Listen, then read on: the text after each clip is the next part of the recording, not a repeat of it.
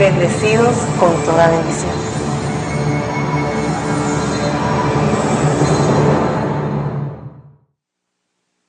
Abençoados com toda a bênção espiritual. Saudações aos muitos que foram limpos, embranquecidos e purificados.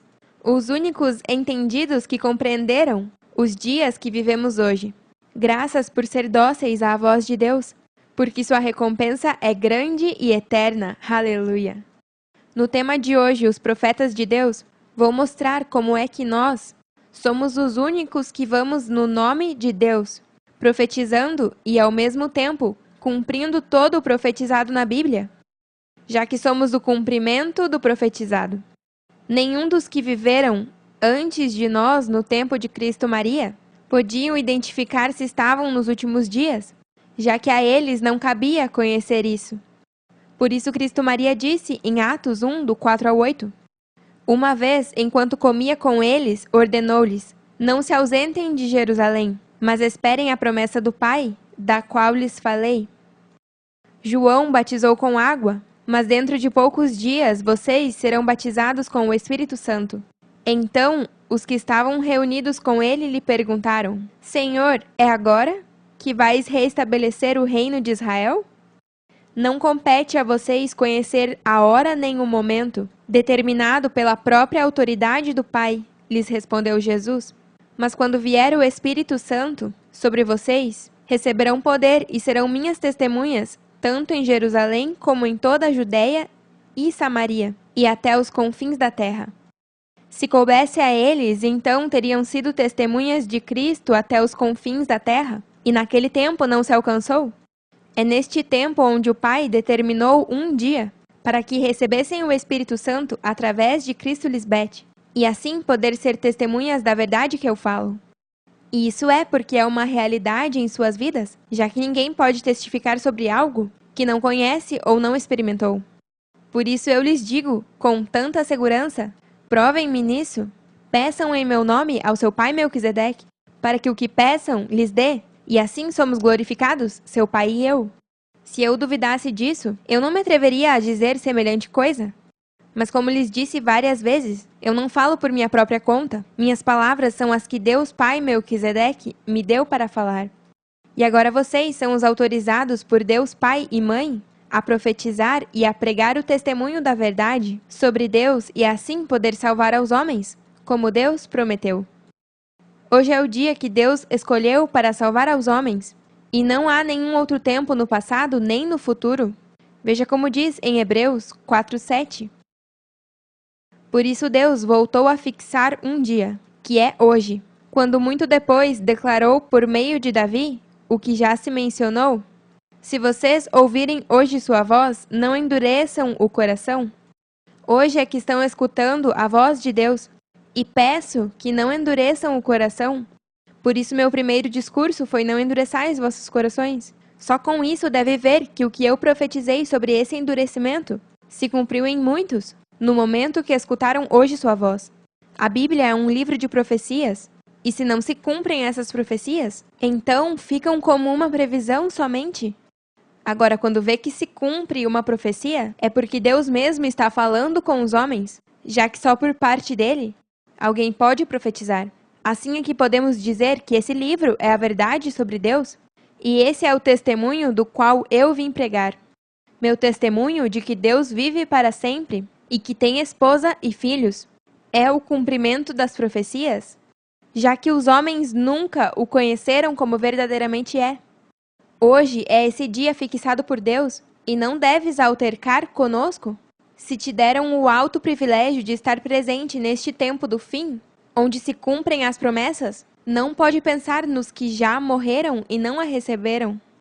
Porque então tem que pensar em todos esses homens e mulheres fiéis da Bíblia, que não foram incluídos nesses últimos dias. Os profetas quiseram saber mais, quando profetizaram sobre essa salvação que estava preparada para vocês. Para eles foi dito que as mensagens que receberam não eram para eles, mas para vocês. Se perguntavam a que tempo e que circunstâncias se referia o Espírito de Cristo que estava neles. Mas você acha que eles refutaram com Deus perguntando por que não era para eles? Eles estavam orgulhosos de poder ser úteis a Deus. Estavam em um tempo onde Deus os colocou a profetizar. Viram coisas grandes, viveram prósperos e longos dias. Mas a promessa era para vocês e não para eles. Assim quisemos. Necessitávamos de protagonistas que deixassem as figuras e a sombra do que hoje é verdadeiro. Deve se sentir extremamente honrado por Deus, porque a ti sim foi permitido viver nesses dias. Deus sabe o que faz e seu plano é perfeito? Ou você acha que Deus não é perfeito e não sabe o que faz? Se pensa que Deus se engana, está demonstrando que é um incrédulo, que na verdade finge crer em Deus e busca todas as desculpas para dizer que hoje não está escutando a voz de Deus mesmo. Eu sei que muitos de vocês não me conhecem pessoalmente, mas os que sim estiveram perto de mim e me conhecem bem podem dizer que eu não estou falando coisas inventadas por mim mesma. E mais, até os que não me conhecem pessoalmente dizem que eu falo palavras que só podem vir de Deus, já que são revelações profundas demais e são palavras que nunca foram escutadas jamais, algo que está escrito nas Escrituras e que hoje se cumpre nos que amam a Deus. Se está escutando coisas que nunca escutou, não deve se surpreender, porque escrito está. E se está escrito, tem que se cumprir. Porque Cristo veio cumprir todas as palavras de Moisés e dos outros profetas.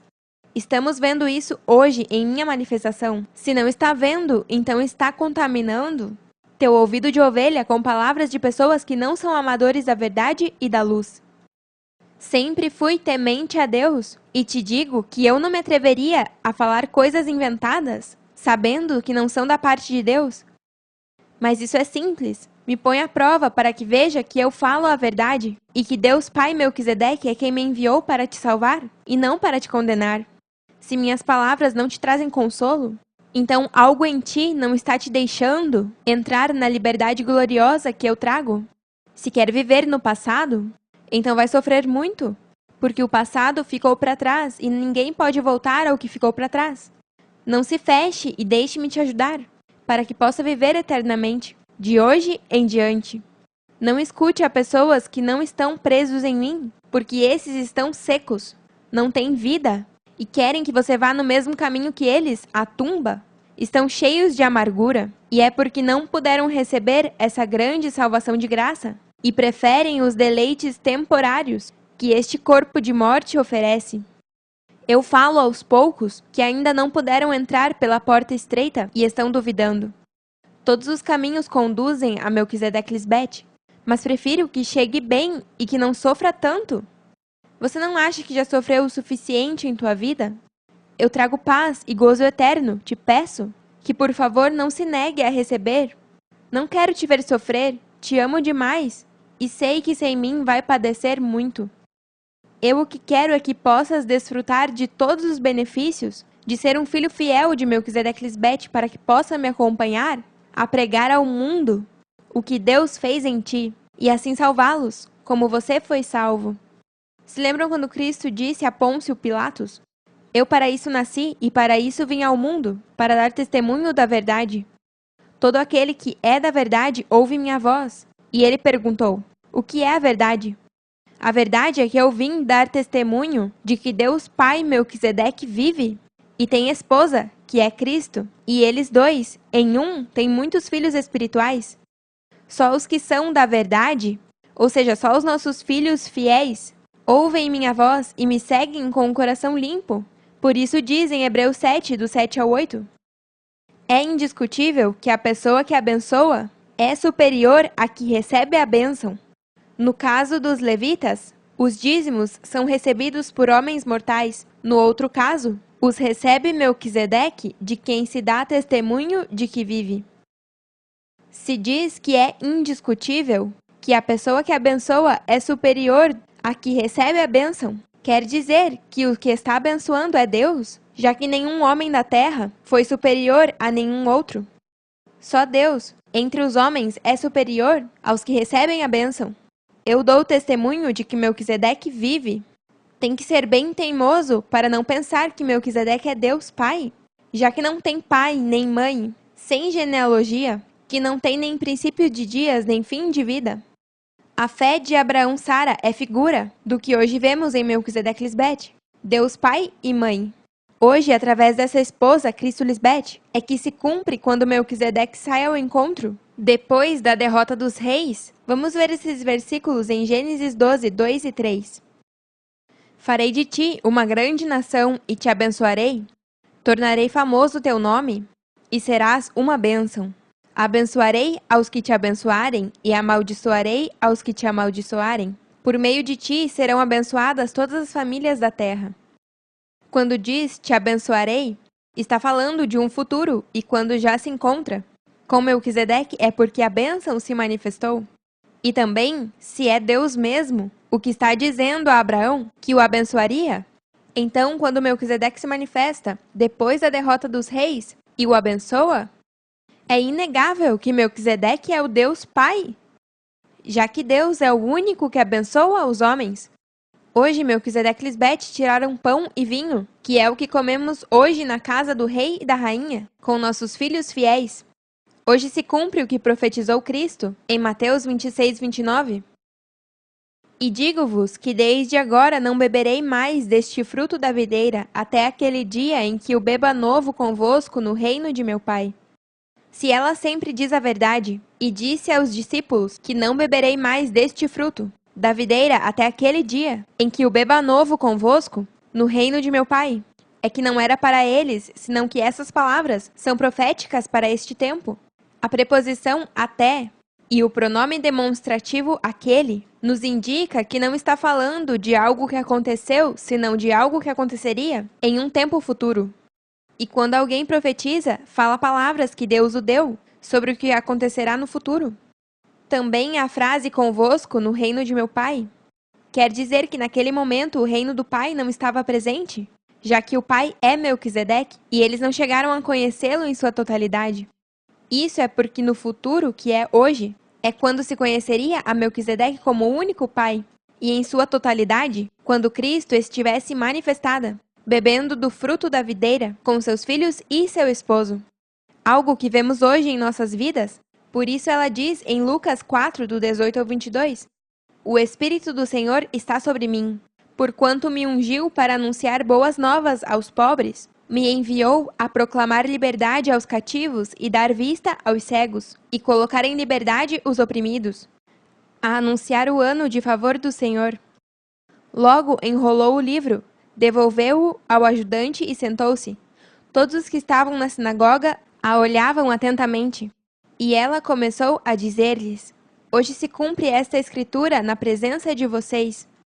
Todos deram sua aprovação, impressionados pelas formosas palavras que saíam de sua boca. Não é este o filho de José? Se perguntavam. Quando alguém profetiza, o que o escuta tende a duvidar. Mas quando você vê que se cumpre o que essa pessoa profetizou, então não pode negar que Deus está com esse profeta. As virgens insensatas se fazem de cegas e surdas quando elas veem como o que eu disse se cumpre diante de seus olhos. Até em vocês elas veem como o que advertem acontece e ainda assim não querem aceitar que Deus está com vocês. São falsas testemunhas, mas vocês são fiéis testemunhas dessas coisas. Já que as virgens insensatas não querem me escutar, então as enviaremos um profeta. E esse profeta se chama os filhos de Deus Melquisedeque e Lisbeth. O mesmo aconteceu no deserto com Moisés. Alguns do povo não queriam escutar a Deus mesmo, falar-lhes, porque para eles suas palavras eram fortes demais. Vamos ver esses versículos, para que vejam como se cumpre hoje, quando os enviamos para profetizar a palavra de Deus para os filhos desobedientes de Israel. Em Deuteronômio 18, do 18 ao 22. Levantarei um profeta como tu, dentre seus irmãos israelitas. Porei minhas palavras em sua boca, e ele dirá ao povo tudo o que eu lhe ordene.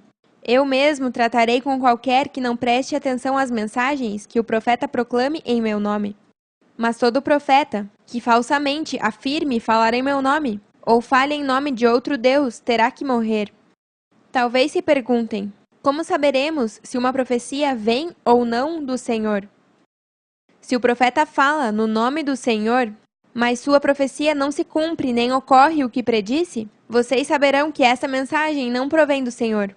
Esse profeta falou sem o respaldo de minha autoridade e não tem que temê-lo.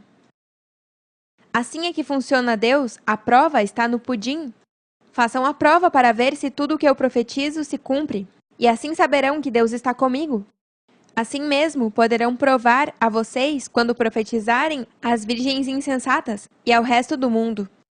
Como disse seu irmão Álvaro Martita nos anúncios, o profeta de Deus dará a palavra, tal qual a recebeu por parte de Deus, sem acrescentar nem tirar absolutamente nada. E esses são vocês, um povo fiel que só dizem palavras de Cristo Lisbete sem acrescentar nada.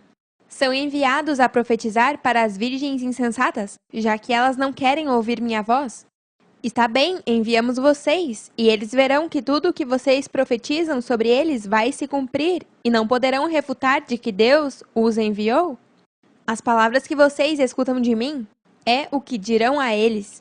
Que classe de amor tão grande da parte de Deus! Espero que se apurem, para que não tenham que sofrer mais, porque cada dia que passa, estando separados de mim, vão secando e se destruindo, estão expostos à tumba. Vejamos o que disse o profeta Isaías, no capítulo 42, versículo 9. Tudo quanto profetizei se tornou realidade, e agora profetizarei de novo, lhes direi o futuro antes de que aconteça. Aí entram vocês para dizer aos homens o futuro antes que aconteça. Tantas pessoas tentaram profetizar o porvir, e até agora ninguém alcançou estar no mesmo tempo da profecia e do cumprimento. Só hoje é que isso pôde se alcançar. Agora vejamos o que diz o profeta Jeremias, confirmando isso mesmo, no capítulo 28, do 8 ao 9. Os antigos profetas, que nos precederam, falaram contra muitas nações e advertiram sempre a chegada da guerra, desastre e enfermidade. Tudo isso vimos. Por isso, o profeta que profetiza a paz deve demonstrar que está no correto. Somente quando suas profecias se cumpram, poderemos saber que o Senhor o enviou. Tudo está no cumprimento das palavras do que profetiza por parte de Deus. Por isso eu sou tão exigente quando se trata de me demonstrar seu amor. Não só diga, senão demonstre com ações para poder acreditar. Assim mesmo Deus demonstra seu amor com sua criação, quando cumpre o que promete. Agora, existem profetas falsos também, e assim é que o povo se desvia. O profeta Jeremias também falou sobre isso, no capítulo 23, versículo 13. Vi que os profetas de Samaria eram tremendamente malvados, porque profetizaram em nome de Baal e levaram o meu povo de Israel ao pecado. Isso vimos se cumprir diante de nossos olhos, e não se deixem enganar. Provem-me para que vejam que meus filhos fiéis e eu somos os únicos enviados por Deus mesmo, para profetizar e dar cumprimento a tudo o que foi dito por nós. Vamos seguir lendo o que diz o profeta Jeremias sobre os falsos profetas, porque há muitos que dizem: trago mensagem ou palavras ou profecias do Senhor, quando Deus não lhes falou nada. No capítulo 23, do 27 ao 32. Ao dizer estes sonhos falsos, pretendem fazer que meu povo me esqueça, tal como fizeram seus antepassados ao render culto aos ídolos de Baal. Que estes falsos profetas contem seus sonhos, mas que seus verdadeiros mensageiros proclamem todas minhas palavras com fidelidade. Há diferença entre a palha e o grão, muitíssima.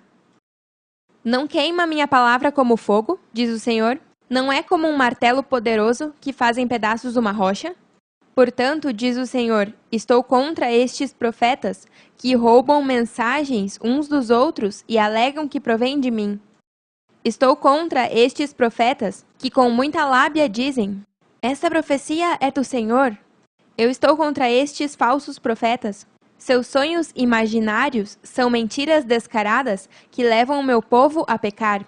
Eu não os enviei, nem os nomeei, e eles não têm nenhuma mensagem para o meu povo. Eu, o Senhor, lhes falo. Assim estão todos os que estão fora do único governo de Deus? Por isso há tantas divisões entre as pessoas? Todos dizem que Deus os falou, mas nada do que eles dizem se cumpre. Aí é onde você deve poder discernir, para saber onde está Deus.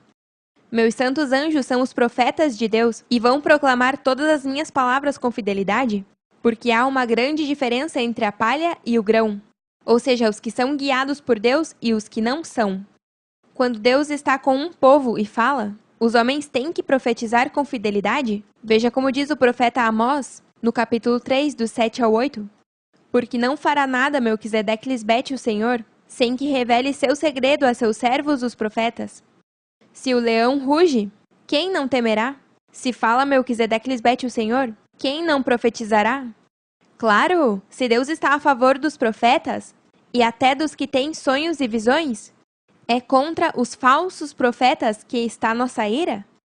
Veja como diz o profeta Joel, no capítulo 2, do 26 ao 32.